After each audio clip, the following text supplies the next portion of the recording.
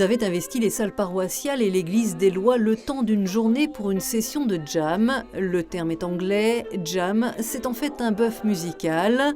Venus des quatre coins du diocèse de Saint-Dié, engagés au sein de paroisses, ils auront donc, selon leurs envies, participé à des ateliers en tant que musiciens, organistes, choristes. Tous ont célébré la musique liturgique. Ainsi, dans ce petit groupe, les chantres en devenir ont suivi une formation pour animer les messes. Leur rôle sera de guider et d'entraîner l'assemblée des fidèles. Donc pour dire à l'assemblée comment on va chanter le refrain, leur dire il faut que vous chantiez. Donc on va faire un geste qu'on appelle un geste invitatoire, c'est-à-dire qu'on va les regarder. Il y a des gestes, il y a des regards, il y a des lettres aussi, c'est écrit joyeux au début d'un gloire à Dieu. Et ça nous permet de ne plus faire quelque chose de mécanique, mais de beaucoup plus vivant et quelquefois plus profond. J'avais chanté quand j'étais tout gamin et ça m'a repris. Et en fait, les moments les plus vivifiants pour moi, on va dire, c'est dans mon bureau quand je répète avant d'aller à la messe. Le chant, c'est une manière de dire ma foi. Bon, bien sûr, il y a des paroles dans les chants, mais c'est aussi une manière de communiquer, je dirais, en direct, sans que ça soit intellectuel, sans expliquer les choses, par la beauté, par le plaisir. J'ai appris à animer, à faire les gestes qui conviennent. Bon, c'est encore pas le top, mais ça va venir. J'ai toujours participé aux offices dans la paroisse, et puis j'entraîne aussi toutes les chanteuses qui sont dans le groupe. Elles se reportent beaucoup sur moi. Si le chant est intimement lié à la liturgie, la musique l'est tout autant et il est un instrument traditionnel que l'on associe aux églises. L'orgue qui accompagne les services religieux, les organistes qui sont en lien étroit avec le prêtre.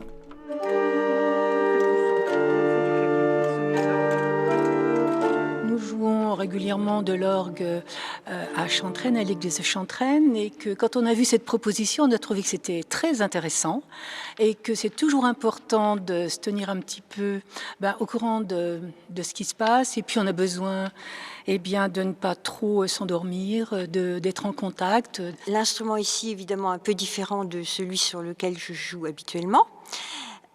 Donc je dois habituer un petit peu mes doigts au clavier. Et vous savez, c'est les petites choses qui font la bonne musique, les petits détails. Vous l'avez vu, on recommence, on tient une note, on la garde plus longtemps, on touche autrement. Et c'est comme ça qu'on fait de la vraie musique. Mais d'autres instruments ont aussi leur place et peuvent venir enrichir les célébrations comme cet ensemble guitare, violon et clarinette. Alors la clarinette peut être importante, même si c'est pas très courant dans les églises. C'est souvent plutôt les flûtes qu'on entend dans les églises, parce que c'est des sonorités qui sont dans les tons soprano, donc c'est des instruments qui vont bien pour accompagner les chants.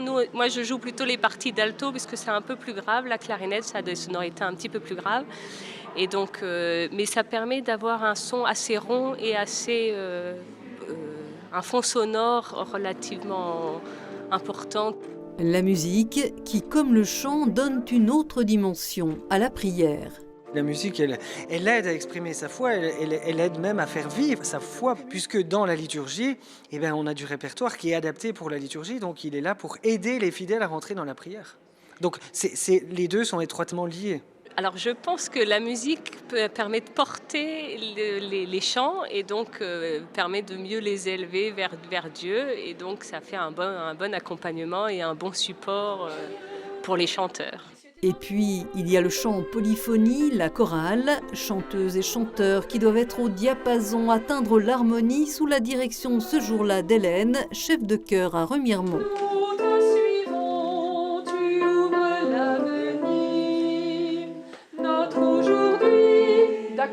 Pour Émilie, à l'initiative de cette journée de partage et de rencontre, s'il s'agissait bien sûr d'enrichir sa pratique en tant que choriste ou instrumentiste, la finalité était surtout de rappeler que le chant et la musique sacrée sont l'expression de la foi. Saint Augustin l'affirmait dès le IVe siècle, qui bien chante, 2 fois prie. C'est vrai qu'en fait, par le chant, l'Assemblée, elle va pouvoir participer pleinement à ce qui se passe lors de la célébration. C'est-à-dire qu'il y a des temps où elle est plutôt passive, par exemple les temps d'écoute de la parole de Dieu, quand on écoute l'Évangile, des temps aussi de l'Eucharistie, quand le prêtre est en train de consacrer le pain et le vin. Et par le chant, du coup, elle participe à la beauté de ce qui se passe. Et puis ce que j'aime dans le chant, c'est que quand on chante ensemble, on se sent quand même en communion, en communauté les uns avec les autres. Et c'est d'ailleurs le but du chant dans l'église, dans la messe. On commence par un chant qu'on appelle un chant d'entrée, qui est là pour aussi nous rappeler que nous sommes en communauté les uns avec les autres et qu'on n'est pas tout seul, chacun dans son coin. Ça permet aussi à la prière de s'élever. Effectivement, on a des chants comme le Sanctus, Saint le Seigneur, qui va être introduit par une petite phrase qui dit « Les anges dans le ciel chantent sans fin l'hymne de ta gloire » et qui nous invite à chanter un peu à la manière des anges. Alors, malheureusement, on ne chante pas toujours aussi bien que les anges.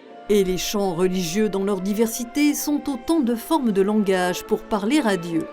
Aujourd'hui, on a prévu quelques chants qui sont assez dynamiques. Acclamer le Seigneur, nos voix s'élèvent. On est sur des chants joyeux, dynamiques.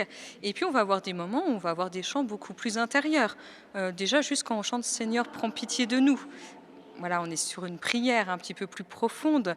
On va avoir également des chants plus méditatifs, souvent le chant de communion, qui peut être un peu plus méditatif. Donc on a diverses façons de chanter et on a divers styles musicaux qui sont très riches. C'est-à-dire qu'on a des chants plutôt adaptés à de la guitare, à des instruments, d'autres comme le grégorien, qui sont quand même le socle, on va dire l'historique de l'Église, qui eux vont plutôt être adaptés avec une belle chorale, une polyphonie. Et puis on a des chants un peu entre les deux. Donc il faut pouvoir s'y retrouver dans tout ça. Il faut que les gens puissent aussi trouver un petit peu des chants à leur goût. Les chants que je porte en moi me permettent de trouver des paroles pour ce qui se passe en moi. C'est vraiment ma force, oui. Pour prendre la parole, puisqu'il y a des poètes qui disent en mots simples des phrases très fortes de la foi de Dieu, de Christ. Moi, je m'appuie beaucoup là-dessus, oui. La liturgie chantée et en musique qui touche les cœurs et les âmes. Nous avons enfin posé la question aux participants sur ce chant ou cette musique qui les émeut particulièrement ou qu'ils aiment tout simplement. Il y a tout un tas de chants de Jacques Berthier que j'aime beaucoup. Par exemple, aujourd'hui, on a choisi la Missa pro Europa, qui est une messe en grec, en latin, qui a été écrite par Jacques Berthier pour un rassemblement international de scouts. Et donc on a choisi d'utiliser cet ordinaire pour le rassemblement d'aujourd'hui. Il y a Mon Père, je m'abandonne à toi, qui est un chant tiré d'une prière de Charles de Foucault. Voilà, je pense à celui-là. Le fait de s'abandonner à Dieu, dans le sens où accepter chaque chose qui vient et l'accueillir avec patience, douceur, etc. C'est jamais... Voilà, il nous faut sa grâce pour pouvoir des fois y arriver. Le chant d'entrée, là, qui est vraiment très beau, nos voix s'élèvent et chantent ta louange. En plus, on a une partie un peu spéciale, les instrumentistes ont fait une voix d'accompagnement, donc c'est vrai que ça élève ce chant.